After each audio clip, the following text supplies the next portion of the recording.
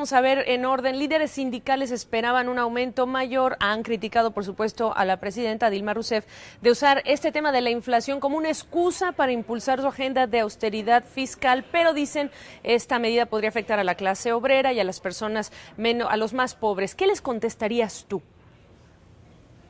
Lo peor que puede pasarle a los trabajadores que viven con un ingreso fijo es que haya inflación muy alta. La inflación es el impuesto más regresivo, como tú sabes, que uno tiene que pagar. Así que en tanto esta medida está orientada a contener las presiones inflacionarias, yo creo que tiene que ser bienvenida. Como tú dijiste, esto ha sido una victoria política muy, muy importante.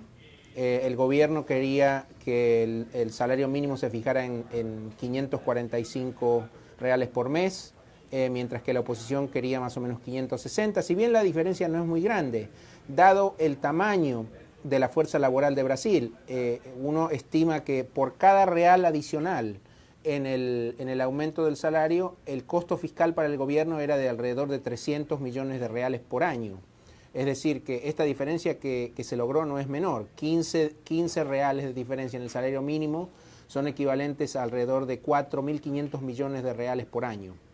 Así que esto yo creo que va en la dirección muy correcta y le da mucha credibilidad al anuncio de la administración de la presidenta Dilma Rousseff de que el ajuste fiscal que se había anticipado hace un par de semanas va en serio. Además de que va en serio, miras además con éxito ese esfuerzo del gobierno en su programa de ajuste fiscal. Sin duda, imagínate un equipo de fútbol en el que el coach tiene que jugar su primer partido. Es importantísimo ganar el primer partido porque claro, todo el mundo adopta una actitud mucho más optimista, la credibilidad aumenta, todo el mundo está contento, por lo menos dentro del gobierno. Y yo creo que esa es la situación en la que estamos hoy en día. Esta fue una victoria política realmente muy, muy resonante. Ahora, ya que estamos hablando de presiones inflacionarias, incorporemos el tema de los alimentos. El presidente del Banco Mundial, Robert Selig, ha dicho que los precios de los alimentos están en niveles peligrosamente altos. El Programa de Naciones Unidas también está hablando de países como Guatemala, como Honduras, como Haití, que son importadores de alimentos, de estar en riesgo. ¿Qué nos dices tú en este análisis para las economías de la región con este nivel de precios, Fernando? Lo que estamos viviendo, Gabriela, no desde ahora, sino ya desde hace algunos años, sí, un cambio estructural en los patrones de consumo, sobre todo en el mundo en desarrollo. A medida que los niveles de ingreso van aumentando en países como China, algunos países de América Latina, del este de Europa, el consumo de alimentos obviamente también tiene que aumentar. Así que lo que estamos viviendo es una tendencia secular al aumento en los precios de los alimentos básicos. Fíjate, por ejemplo, lo que ha ocurrido con los alimentos más básicos. Los precios del maíz han aumentado desde principios del año pasado hasta ahora en como más de 60%. Los de trigo entre 35 y 40%. El precio del azúcar 60%. Es decir, los precios de todos los commodities básicos están aumentando y esto no es una cuestión temporaria. Todos estos bienes son muy sensibles a los niveles de ingreso. A medida que los niveles de ingreso van aumentando, los precios también tienen que aumentar. Así que lo primero que hay que tener claro aquí es que estos aumentos de precios no son un fenómeno temporario, sino permanente. Entonces, la segunda etapa de este análisis tiene que referirse a cuáles son las medidas de política que uno puede adoptar. Claramente no son controles de precios, porque eso no va a resolver un problema que es estructural. Lo que los gobiernos pueden hacer es tratar de introducir algún tipo de subsidios como para paliar esta situación para los sectores de menores ingresos, pero lo que tiene que quedar claro aquí es que los precios suben y van a seguir subiendo. Estamos cerrando la semana con protestas en Bolivia por esta razón, pero no es el único país, al menos no en el mundo, que está viviendo el efecto ya de los altos precios. Fernando, ¿qué anticipas que harán los gobiernos de nuestra región? ¿Restringir también exportaciones, por ejemplo, en el caso de Argentina en los próximos meses? ¿Qué prevés? Yo creo que vamos a seguir viendo una combinación, una batería de medidas orientadas a aumentar la oferta local de estos productos. Y esto va a tomar la forma, por ejemplo, de restricciones a las exportaciones, pero también, como te dije hace un instante, de subsidios orientados a la producción específica de algunos de estos bienes.